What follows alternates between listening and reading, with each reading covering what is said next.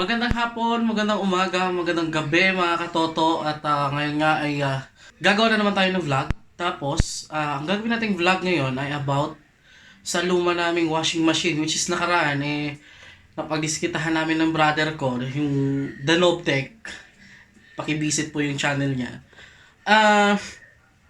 Napag-isipan namin na bakit hindi namin buuhin o ayusin yung luma naming washing machine.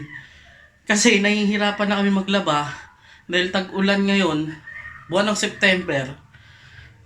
Medyo yun nga, may kahirapan sa paglalaba. Kaya naisipan namin ng brother ko, bilhan namin ng mga pyesa, yung mga walang pyesa at mga sirang pyesa, para gumana, and then linisin namin ulit at paganahin. So yun nga, tamang pagkakadinig nyo. Pagaganahin natin ang luma at sirang washing machine. So guys, ito, panoorin nyo kung paano natin gagawin. So yung mga katoto, dito tayo sa kwarto ko dahil nag-miss ako kanina. Galing ako sa trabaho, kaka-out lang. So pupuntahan natin yung washing natin na sira. Makita ko sa inyo guys kung gano'n na siya kaluma, gano'n na siya kadumi, at kung ano yung sistema niya. So ito siya guys, ito yung sira naming washing machine. So pansin nyo, madumi nga at wala nang mga takip dito, pero yung mga switch nun gumagana pa. So yan, ito sirang ref and sirang foam. Dito namin tinatambak yung mga sira namin. Ayan, so ito ngayon pagaganahin namin muna kasi wala kami pambiling bago. Meron kami alam nabilihan ng mga pyesa nito. So para makatipid din tayo, re-repair natin guys. So samahan nyo ako.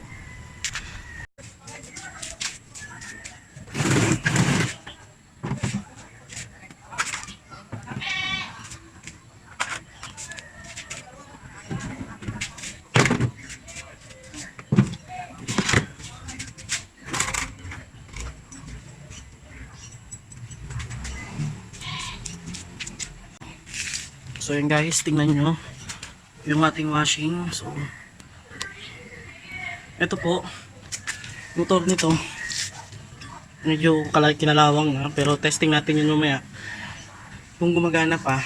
And then so yung mga wirings nya medyo okay pa naman. And then meron din siya kompleto pa yung mga gamit na rito. Para sa spinner po ito, spin dryer. Tapos binaklas namin dati, anong pagkakaalala ko nito, nabaklas namin dito dati yung aming gearbox ng washing machine, which is dito yan naka-attach, may belt, tapos gearbox with pulley para siya yung magwa-washing ng mga labahin natin. Tapos yung kabila, ito ay spin dryer. So guys, una natin gagawin ngayon ay linisin muna itong mga gamit natin. So yan, uhugasan muna natin yan.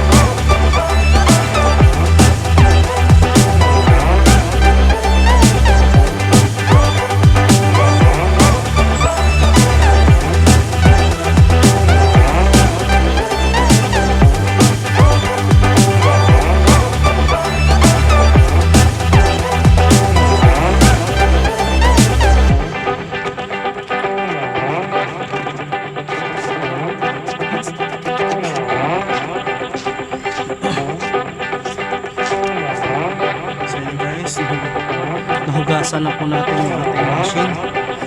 So medyo patutuyuin na lang po natin yan. Malinis na.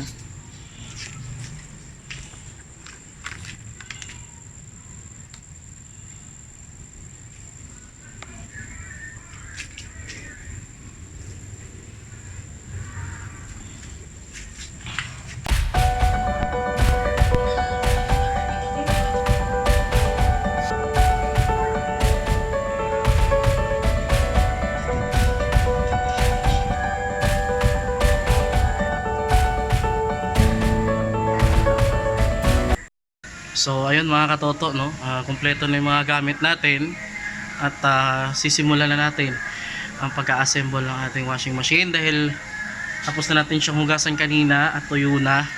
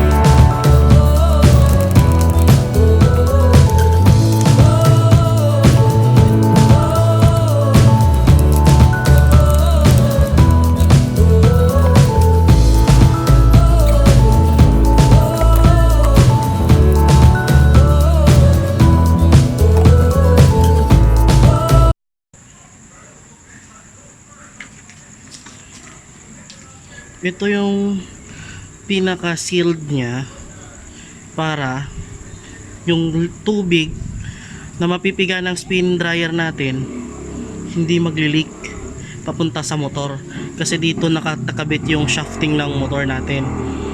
So kailangan nakafit ito doon sa butas at siguradong mahigpit itong dalawa. Pag sobrang, dapat mahigpitan mo to ng saktong higpit, wag naman sobra baka mabasag.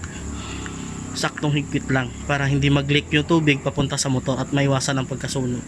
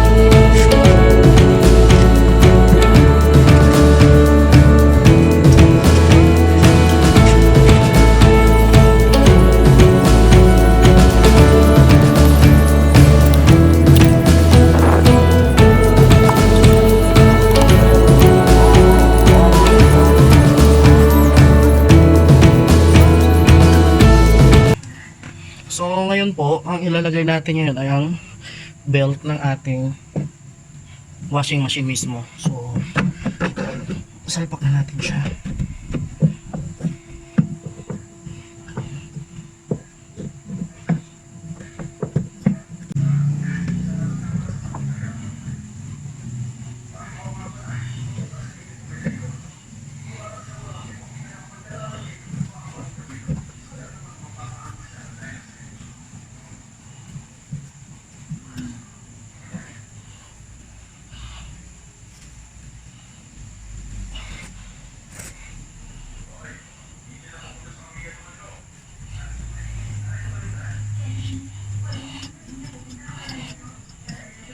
So okay na po yung belt natin, nakabit na.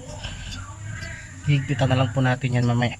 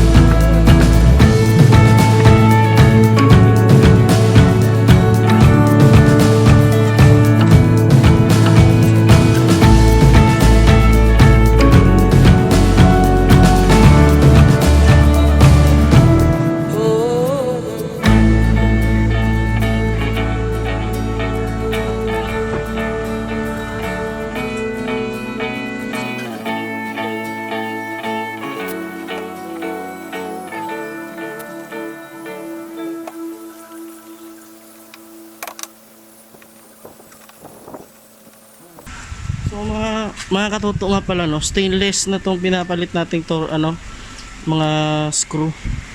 Stainless na siya para hindi na siya mabulok ulit. Para next time pag nag-repair tayo, hindi na siya kalakalawangin.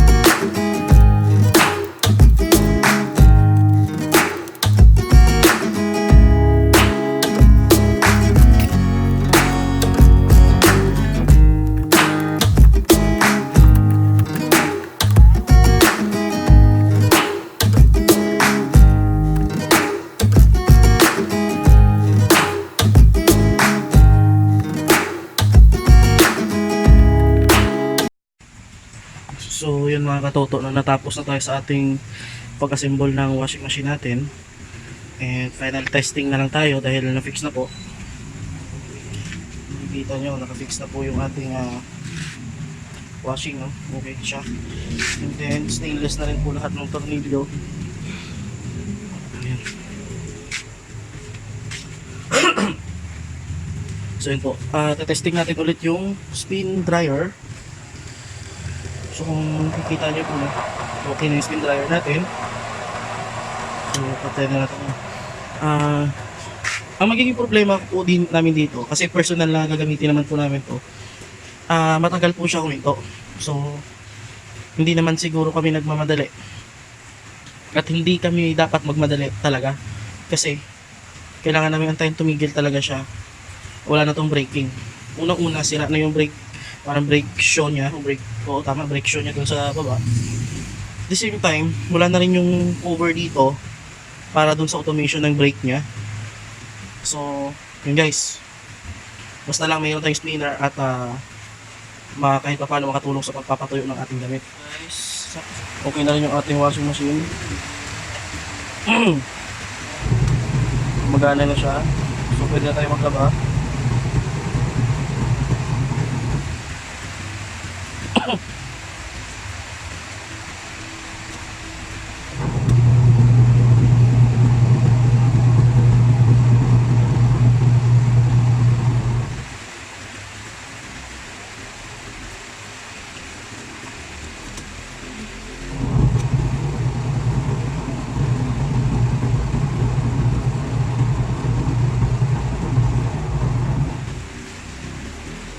So okay na yung ating washing.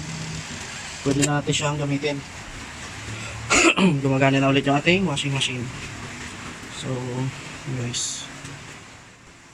So yun mga katoto, no? Tapos na tayo mag-repair and ginabi na tayo. Oras ngayon is nasa 10:20 PM na. So nag-start tayo na 6:30 and tayo ng 10 PM, pero hindi naman yung tuloy-tuloy tayong gumawa kasi kumain pa tayo, nagpatuyo ng mga gamit, which is yung washing machine nung hinugasan natin kanina, at naghanap pa tayo ng ibang remedyo dun sa mga parts niya na medyo hindi na maibabalik sa original kanina. So ginawa ko na lang ng paraan. So kaya medyo natagalan tayo, pero in overall mabilis lang naman talaga siya gagawin. Ito dahil nga personal na gamit namin at kami din naman ang gagamit, ako, nakasama ko, mas mainam na linisin, ayusin ng totoo. Kaya inayos ko na lang ng kumbaga sigurado. Kasi personal naman namin ang gamit ko, hindi naman sa ibang tao. Kahit na sa ibang tao, gagawin pa rin natin ang tama yun. So yun guys, magpapahinga na rin ako dahil medyo pagod na rin. And maraming salamat sa mga nanood at sana may mga natutunan din kayo. Nakatulong sana yung video ko kahit paano sa inyo. Papahinga na ako, magliligpit ako ng gamit. Lahat ng mga gamit ko nakakalat pa dun sa labas. Then magpapahinga ako saglit, mag-hakbat, kaya matutulong na rin. So mga katoto, mga kaintay, so uulitin ko po. Maraming salamat po sa panonood. And please subscribe, like and share para sa iba pa nating videos. And pasensya na kayo dahil bihira lang tayo makakapag-vlog dahil may trabaho tayo. So depende po sa schedule minsan. At yun po, medyo busy din. So maraming salamat po ulit. Salamat sa panonood and God bless po. Bye-bye.